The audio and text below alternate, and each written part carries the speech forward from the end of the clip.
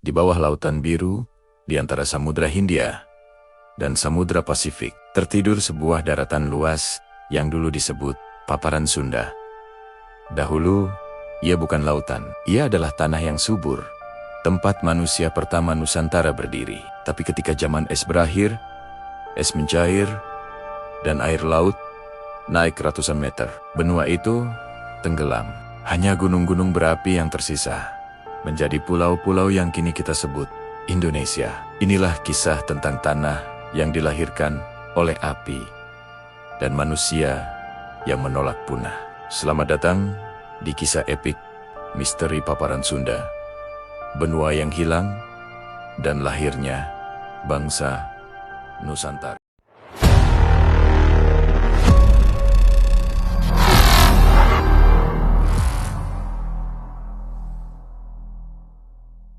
Di persimpangan tiga lempeng raksasa yang saling bertubrukan, di mana bumi menggeliat dan lautan menggulung, berdirilah sebuah daratan purba yang kelak disebut Nusantara.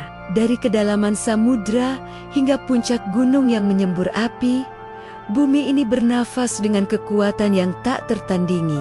Tekanan dari pertemuan lempeng Indo-Australia, Eurasia dan Pasifik menekan lapisan kulit bumi, menimbulkan gelombang raksasa di kerak planet, mengangkat sebagian daratan, dan menenggelamkan lainnya. Di masa-masa yang tak tercatat dalam kalender manusia, bumi Nusantara muncul bukan sebagai gugusan pulau seperti sekarang, melainkan sebagai hamparan benua luas yang oleh para ahli purba disebut Paparan Benua Sunda, tanah maha lebar yang membentang dari barat hingga ke timur, dari Sumatera hingga ke tepian Australia. Ia adalah mahakarya geologi, hasil dari tekanan semesta, di mana pegunungan panjang dan gunung-gunung berapi berdiri bak tulang punggung bumi. Orang-orang zaman dahulu menyebutnya dengan nama-nama penuh misteri. Sweta Dwipa, tanah suci di selatan, dan Lemuria, benua yang hilang ditelan waktu. Saat itu, laut masih rendah, dan daratan luas itu menampakkan dirinya sebagai surga hijau, tempat hewan-hewan besar, hutan lebat, dan manusia purba hidup berdampingan.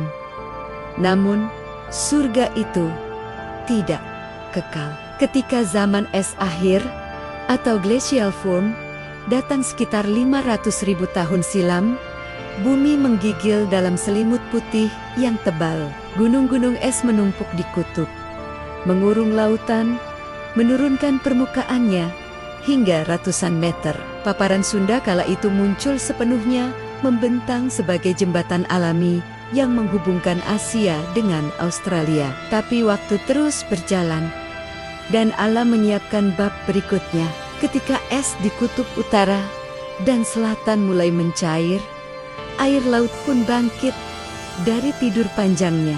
Dalam dentuman yang maha dahsyat, gelombang raksasa setinggi 1 mil menggulung dunia. Paparan Sunda yang semula gagah menjulang perlahan, tenggelam di bawah birunya samudra.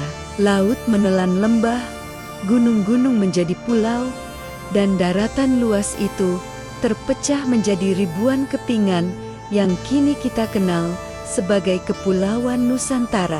Yang tersisa dari benua itu adalah puncak-puncak vulkanis dan dataran tinggi, sisa-sisa tubuh benua purba yang menolak punah.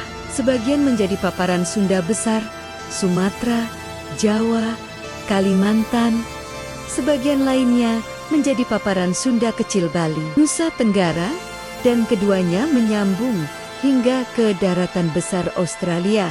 Menurut peta-peta yang kelak dibuat oleh Southeast Asia Research Group di London, daratan ini dahulu satu tubuh dengan Asia. Tapi ketika air laut menelan rendahannya, hanya gunung-gunung dan dataran tinggi yang bertahan, menjadi pulau-pulau yang membentuk mosaik kehidupan di selatan Khatulistiwa. Namun ada pandangan lain yang lahir dari pikiran seorang ilmuwan sekaligus pemimpi besar, Profesor Arizio Nunes dos Santos, fisikawan nuklir asal Brasil. Ia meyakini bahwa benua luas yang tenggelam itu bukan sekadar paparan Sunda, melainkan sisa dari benua Atlantis yang hilang. Menurut teorinya, peristiwa banjir besar yang menenggelamkan paparan Sunda adalah banjir agung global yang tertulis dalam kisah purba berbagai bangsa. Kisah Nuh di barat, kisah Manu di India, hingga kisah banjir air bah dalam legenda-legenda Asia Tenggara. Semua menuturkan satu tragedi yang sama, ketika air menelan dunia dan menyisakan hanya gunung-ganeng yang menjulang sebagai saksi abadi. Kini, setelah lautan menelan sebagian besar daratannya, Nusantara berdiri di antara dua samudra besar, Samudra Hindia dan Samudra Pasifik. Ia menjadi simpul yang menghubungkan Teluk Benggala di barat dengan Laut Cina di utara, jalur emas bagi para pelaut kuno yang mengarungi dunia. Dari sinilah kelak muncul jalur perdagangan yang menyatukan bangsa-bangsa, membentuk jaringan budaya yang lebih tua dari peradaban Mesir sekalipun. Kepulauan Nusantara membentang sejauh 5.000 km dari barat ke timur dan 2.000 km dari utara ke selatan. Wilayahnya yang luas membentang melintasi 3 zona waktu, seakan menegaskan bahwa ia adalah negeri yang melampaui ruang dan zaman. Lebih dari 300 suku bangsa hidup di dalamnya, berbicara dalam ratusan bahasa dan dialek yang berakar dari satu sumber purba, bahasa Austronesia. Namun karena laut adalah jantung dari wilayah ini, hubungan antar penduduknya bukanlah dari pedalaman ke pedalaman, melainkan dari pantai ke pantai. Laut bukan penghalang, melainkan jalan. Ombak bukan ancaman, melainkan sahabat. Dari lautlah lahir kebudayaan maritim yang membentuk identitas orang Nusantara. Pelaut, pengembara, dan penjelajah.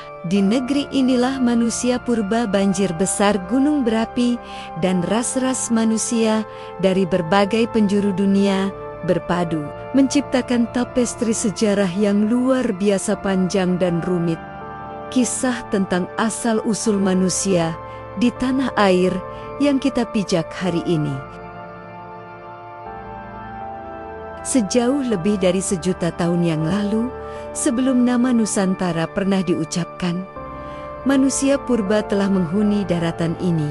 Dalam kabut waktu, seorang peneliti Belanda bernama O.G. Naidubua datang ke Pulau Jawa dan menemukan fosil makhluk yang kelak mengguncang dunia ilmu pengetahuan, Pithecanthropus erectus. Manusia kera yang berjalan tegak. Temuan Dubois disusul dengan penemuan-penemuan lain, Homo mohocertensis, Meganthropus paleogiphanicus, Homo soloensis, dan Homo wajakensis. Fosil-fosil itu bukan sekadar batu, mereka adalah saksi bisu bahwa tanah Nusantara telah dihuni manusia selama lebih dari 1.000.000 tahun. Namun di tengah semua penemuan itu, muncul satu pertanyaan besar. Apakah manusia modern, Homo sapiens, merupakan hasil evolusi dari Homo erectus yang tinggal di Jawa? Seorang antropolog Indonesia, Kari Widianto, dalam kajiannya Mata Rantai itu, masih putus menjawab, tidak. Ia menemukan bahwa Homo sapiens yang muncul sekitar 40.000 tahun lalu memiliki morfologi yang sangat berbeda dengan Homo erectus yang hidup antara 300.000 sampai 200.000 tahun lalu. Artinya, manusia modern bukan keturunan langsung Homo erectus Jawa. Menurut lembaga Eichmann, Homo erectus yang hidup di Pulau Jawa antara 1 juta hingga 100.000 tahun lalu telah punah. Nusantara kemudian dihuni oleh 2 gelombang manusia modern, Homo erectus asal Afrika yang datang sekitar 70.000 sampai dengan 60.000 tahun lalu, dan Homo sapiens asal Asia yang datang sekitar 50.000 sampai dengan 40.000 tahun lalu. Keturunan dari Homo erectus asal Afrika inilah yang disebut ras Melanesia. Sedangkan Homo sapiens asal Asia dikenal sebagai ras Austronesia. Dua ras inilah yang kelak membentuk fondasi genetik bangsa-bangsa Nusantara. Ras-ras yang menenun sejarah. Ras Melanesia adalah penjaga peradaban awal. Ras tua yang datang lebih dulu dan menetap di Papua, Nugini, Australia, serta pulau-pulau di Pasifik seperti Bismarck, Solomon, New Caledonia, dan Fiji. Sekitar 70.000 tahun sebelum Masehi, mereka telah hidup, berburu, dan membangun komunitas di kawasan ini.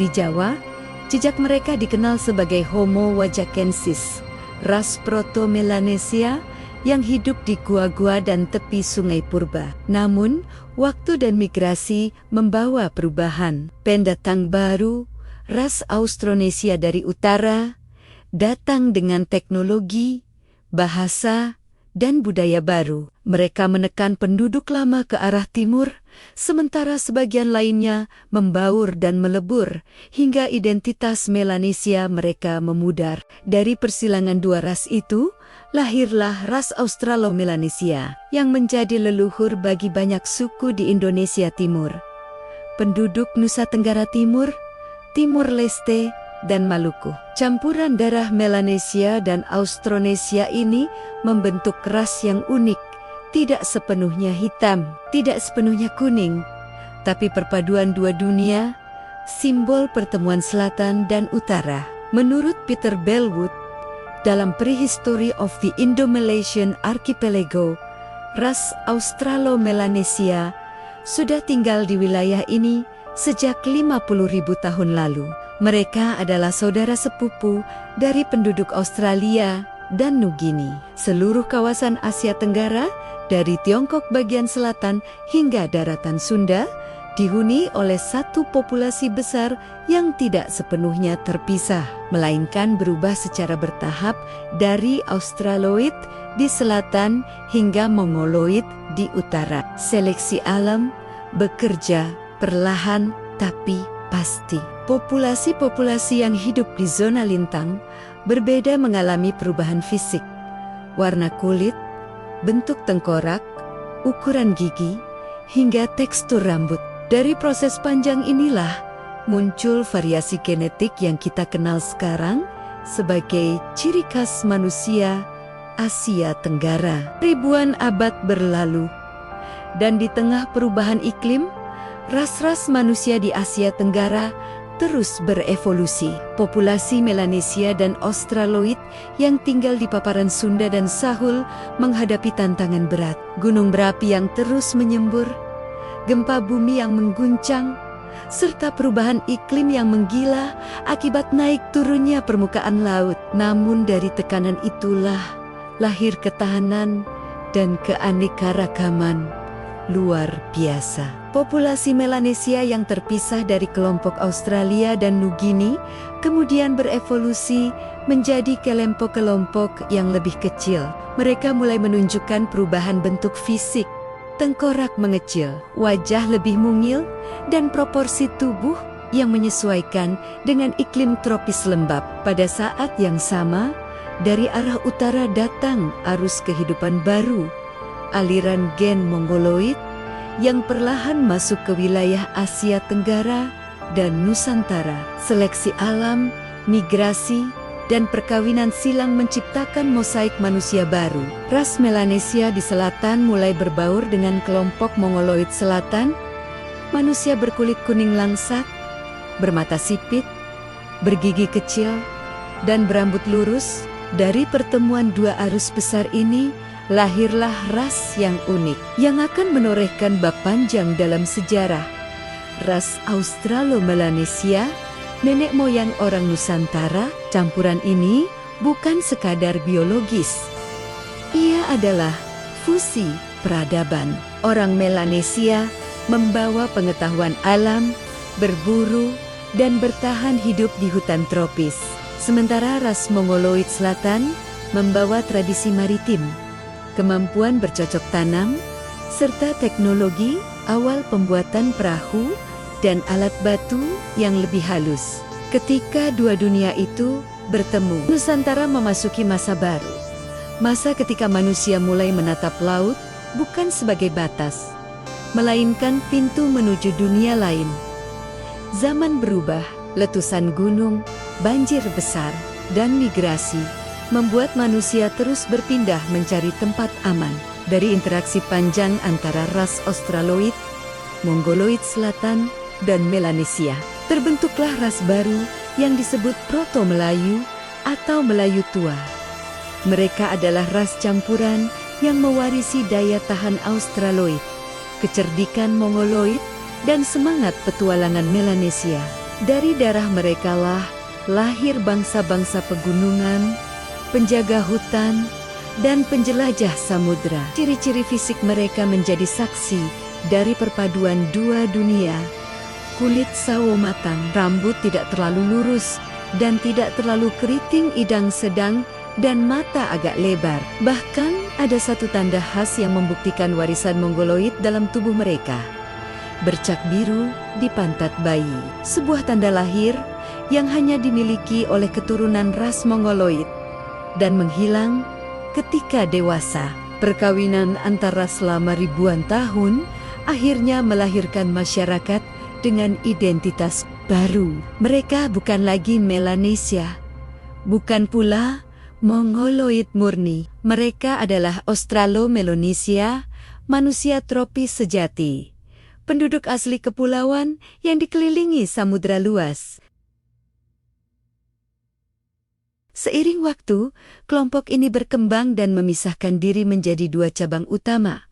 Pertama, ras Proto-Melayu atau Melayu Tua yang muncul lebih dulu, hidup di pegunungan, dan cenderung tertutup. Kedua, ras Deutero-Melayu atau Melayu Muda yang datang belakangan, lebih terbuka, dan berkembang menjadi bangsa-bangsa besar Nusantara seperti Jawa, Sunda, Bugis, dan Minangkabau. Bahasa mereka berasal dari akar purba yang sama, bahasa Proto-Austronesia yang sudah digunakan antara 4000 sampai 3000 sebelum Masehi dan kemudian berkembang menjadi bahasa Austronesia sekitar 2500 sampai 500 sebelum Masehi. Dari bahasa inilah lahir ratusan bahasa yang kini dituturkan di Indonesia, Filipina, hingga Madagaskar.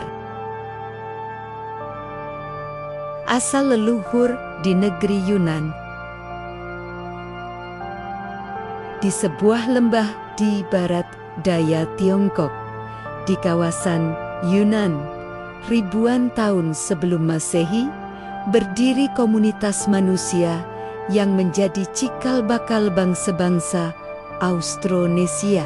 Mereka dikenal sebagai Mongoloid Selatan, para pengelana yang hidup di sepanjang aliran sungai Mekong, Salwen, dan Irrawaddy. Namun kedamaian di lembah itu tak abadi. Bencana alam dan peperangan memaksa mereka untuk bergerak. Letusan gunung besar, banjir, dan gelombang migrasi dari utara mendorong mereka meninggalkan tanah asalnya. Dari sinilah gelombang migrasi besar-besaran ke selatan dimulai. Kisah panjang yang akan melahirkan ratusan suku di Asia Tenggara dan Nusantara. Gelombang pertama migrasi itu terjadi antara 5000 sampai 3000 sebelum Masehi. Ras Mongoloid Selatan yang sebagian besar adalah petani dan pelaut berangkat dari Yunan menuju lembah-lembah di Asia Tenggara. Mereka menuruni sungai-sungai besar, lalu menyebar ke pantai, hingga akhirnya menyeberang ke pulau-pulau tropis di selatan. Sebagian menetap di daratan Asia Tenggara, menjadi leluhur suku Shan, Karen, Lao, dan Kamboja. Sebagian lagi terus berlayar ke arah selatan, hingga tiba di daratan luas yang kini kita sebut Kalimantan, Sumatera, dan Sulawesi. Di sanalah mereka mulai dikenal sebagai suku Dayak, penjaga hutan purba yang menyimpan jejak genetik Proto-Melayu tertua di bumi Nusantara. Migrasi agung dari gunung ke laut. Gelombang migrasi berikutnya terjadi antara 1500 sampai 500 sebelum Masehi. Pada masa itu bangsa Mongoloid dari utara mulai menyerbu wilayah di sepanjang Sungai Mekong dan Salween. Serbuan ini memaksa orang-orang Proto-Melayu meninggalkan tempat asalnya. Mereka terdesak ke selatan, menembus pegunungan hingga mencapai pantai. Orang-orang Proto-Melayu yang terbiasa hidup di pegunungan harus beradaptasi dengan dunia baru, dunia laut. Mereka membangun perahu, belajar membaca arah bintang, dan mengarungi samudra untuk mencari tanah baru. Dari perjalanan inilah lahir suku-suku pelaut tangguh yang menyebar ke seluruh kepulauan Asia Tenggara. Sebagian di antara mereka tiba di Filipina, menjadi suku Bontok dan Igorot. Sebagian menyeberang ke Taiwan, menjadi suku Tayang. Ada pula yang berlabuh di Sulawesi, menjadi suku Toraja. Di Sumatera Selatan, menjadi suku Ranau. Dan di Kepulauan Lingga hingga Cebu, menjadi suku Wajo. Gelombang yang sama juga melahirkan suku Karen di perbatasan Burma dan Thailand, serta suku Miao di dataran tinggi Chiang Mai. Semua suku itu memiliki satu garis keturunan yang sama, Proto-Melayu. Ras pelaut pertama yang meninggalkan daratan Asia menuju dunia kepulauan. Namun perjalanan mereka bukan tanpa harga. Setiap pulau yang mereka datangi telah lebih dulu dihuni oleh ras Melanesia, penduduk tua Nusantara. Pertemuan dua bangsa itu seringkali berujung pada konflik dan perebutan wilayah. Ras Melanesia yang kalah terdesak ke timur, ke Nusa Tenggara, Maluku, dan Papua. Sedangkan Proto-Melayu menguasai bagian barat Nusantara. Dari proses panjang itulah lahir wajah kepulauan Indonesia seperti sekarang. Campuran budaya, ras, dan bahasa dari dua dunia, Melanesia di timur dan Malayustronesia di barat. Gelombang Deutero Melayu dan lahirnya bangsa besar sekitar 300 sampai 200 sebelum Masehi. Gelombang kedua migrasi datang kali ini dari ras Deutero Melayu atau Melayu Muda. Mereka lebih maju dalam hal teknologi, memiliki struktur sosial yang lebih kompleks, serta kemampuan beradaptasi yang lebih tinggi. Ketika mereka tiba di Nusantara, penduduk Proto-Melayu sudah lebih dulu menetap. Namun, alih-alih berperang, dua kelompok ini justru membaur.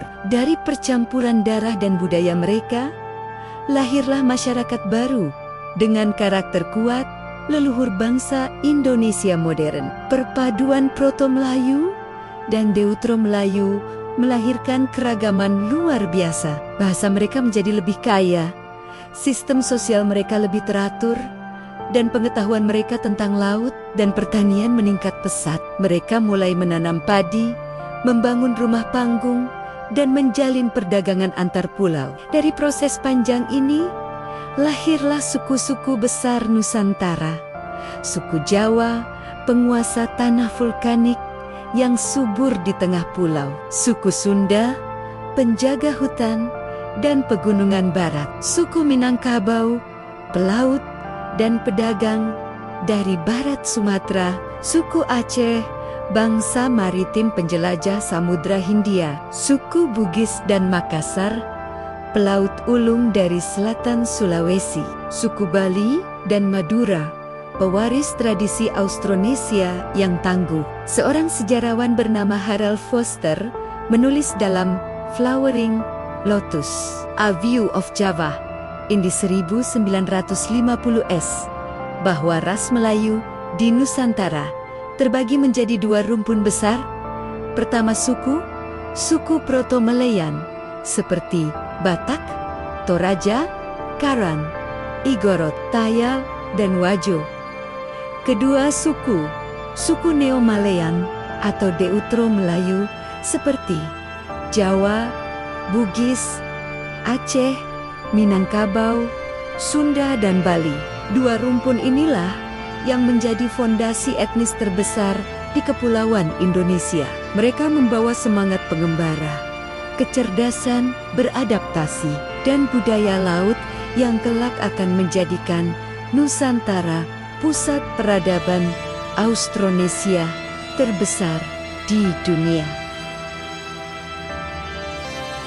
Anak laut dan takdir maritim Nusantara. Laut adalah darah Nusantara. Dari awal kelahirannya, ketika ganeng-ganeng meletus dan daratan terbelah menjadi pulau-pulau, laut selalu menjadi penghubung, bukan pemisah. Laut menyimpan kisah leluhur, menjadi cermin bagi langit, dan jalur bagi manusia-manusia berani yang mencari masa depan. Ribuan tahun setelah gelombang migrasi besar dari Yunan berakhir, ras-ras Proto-Melayu dan Deutero-Melayu mulai menemukan jati dirinya di bumi kepulauan ini.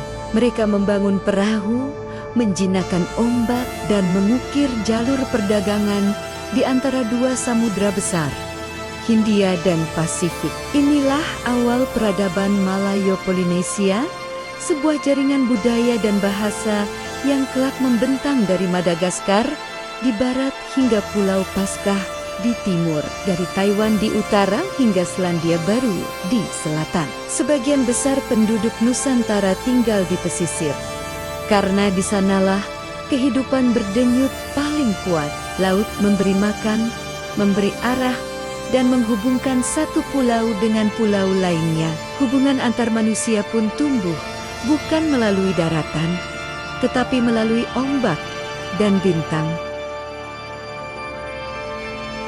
Dari pelebuan-pelebuan awal di Sumatera, Jawa, dan Sulawesi, kapal-kapal bercadik mulai berlayar membawa hasil bumi, rempah, dan budaya. Mereka tidak hanya menukar barang, tetapi juga cerita, lagu, dan bahasa.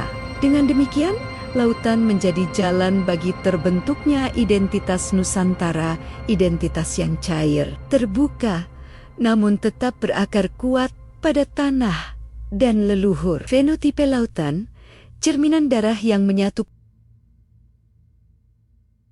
perpaduan genetik antara Australo-Melanesia dan Mongoloid. Selatan tidak hanya menghasilkan keragaman rupa, tetapi juga keindahan manusia tropis yang menjadi ciri khas Asia Tenggara maritim. Kulit sawo matang, mata lembut namun tajam, rambut hitam legam, itulah wajah anak laut yang mewarisi dua dunia. Para antropolog seperti C. G. Harry, Turner, dan D. R. Swindler menemukan bahwa meskipun ras-ras ini tampak beragam, mereka memiliki akar yang sama. Melalui penelitian gigi dan tengkorak, keduanya menyimpulkan bahwa Australoid dan Mongoloid Selatan memiliki leluhur tunggal yang pada masa Pleistosen akhir tinggal di kawasan Asia Tenggara. Dari sinilah lahir istilah fenotipe Australo-Melanesia, sebuah penggabungan genetik yang tidak bisa ditemukan di tempat lain di bumi. Fenotipe ini menjadi dasar dari ras Proto-Melayu, lalu berkembang menjadi Deutero-Melayu dan terus menyesuaikan diri dengan lingkungan kepulauan yang dinamis. Wajah manusia Nusantara adalah wajah bumi yang bergerak, hasil dari jutaan tahun adaptasi terhadap gunung, laut, dan angin. Setiap pulau membawa ciri khasnya sendiri, tetapi di balik semuanya mengalir darah yang sama. Darah pengembara samudra. Dari Campa ke Nusantara, jejak leluhur di tanah selatan Seiring waktu, garis leluhur bangsa-bangsa Austronesia dan Melanesia semakin jelas. Kawasan yang dianggap sebagai tanah asal para leluhur purba mencakup wilayah Kampa Vietnam, Teluk Tonkin, dan Yunnan di Tiongkok Barat Daya.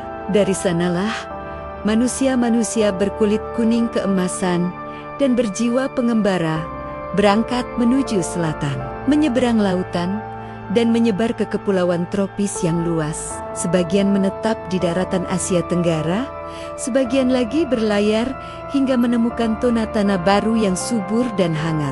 Dalam setiap langkah, mereka membawa bahasa, mitos, dan sistem kepercayaan yang kelak menjadi akar kebudayaan Nusantara.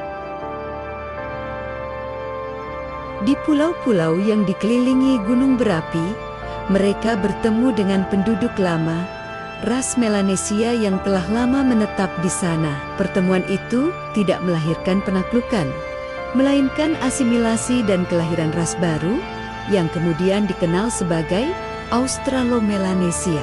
Dari campuran inilah terbentuk masyarakat Proto-Melayu yang menjadi pondasi peradaban Laut Asia Tenggara.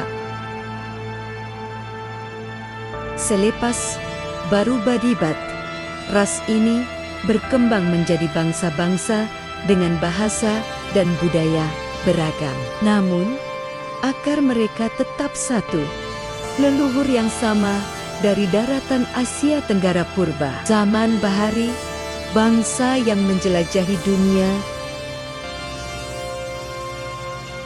Zaman berganti, es mencair, laut naik, dan daratan luas, paparan Sunda, terpisah menjadi pulau-pulau yang kini kita kenal.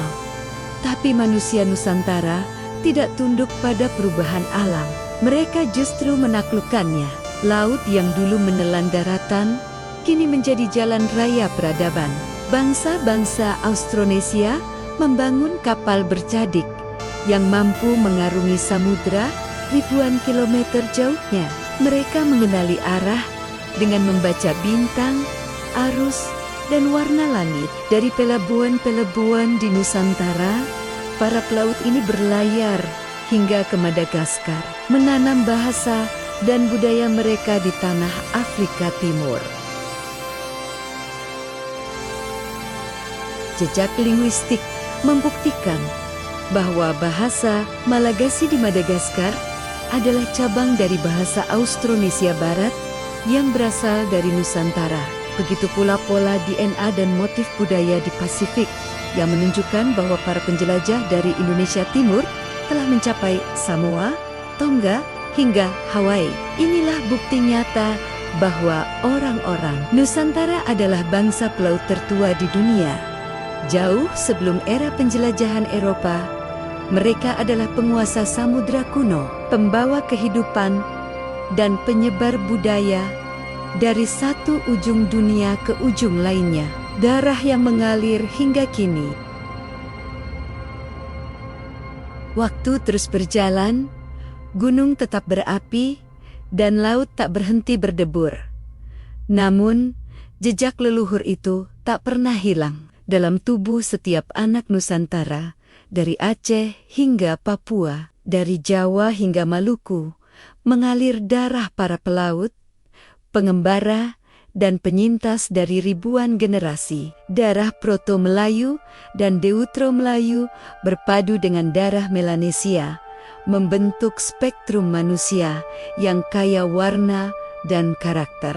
Di barat, wajah-wajah Mongoloid Selatan lebih dominan. Di timur, ciri Melanesia masih kuat. Namun di tengah, di jantung kepulauan ini, keduanya berpadu sempurna, melahirkan identitas tunggal yang kita sebut Indonesia. Keanekaragaman ini bukan sekadar hasil percampuran biologis, tetapi juga hasil dari perjalanan sejarah yang panjang, dari benua yang tenggelam, gunung yang meletus, banjir besar yang menelan dunia, hingga migrasi-migrasi agung yang menenun peradaban. Jika setiap manusia membawa sejarah di dalam gennya, maka manusia Nusantara membawa sejarah bumi itu sendiri, warisan dari benua yang hilang. Kini, ketika kita menatap peta modern, Nusantara tampak seperti gugusan pulau yang terpisah oleh laut. Namun di bawah permukaan air itu, tersembunyi jejak benua besar yang pernah ada, paparan Sunda, sisa tubuh raksasa dari daratan yang hilang. Dari dasar laut itu, lahir gunung ganang berapi yang menyala hingga kini, seolah bumi masih mengingat masa lalunya yang agung. Dari tanah itu pula muncul manusia-manusia tangguh yang menaklukkan badai dan membangun dunia baru di atas reruntuhan benua lama. Mungkin benar apa yang dikatakan Profesor Arisio Nunes dos Santos, bahwa Nusantara adalah sisa dari Atlantis yang tenggelam. Tapi bahkan jika itu hanya mitos satu, al-pasti roh Atlantis hidup dalam darah bangsa Nusantara. Ia hidup dalam keberanian pelaut Bugis yang menembus samudra, dalam semangat orang Jawa menaklukkan tanah vulkanik, dalam daya tahan orang Papua di hutan purba, dan dalam kebijaksanaan suku-suku tua di Nusa Tenggara. Dari Swetadwipa ke Lemuria, dari Yunan ke Kalimantan, dari paparan Sunda hingga Samudra Pasifik, kisah Nusantara adalah kisah kebangkitan dari kehancuran. Ketika benua tenggelam, manusia tidak punah. Mereka beradaptasi, berlayar, dan membangun dunia baru. Itulah takdir Nusantara. Tanah yang dilahirkan oleh api, dibentuk oleh air, dan dijaga oleh manusia yang tak pernah menyerah.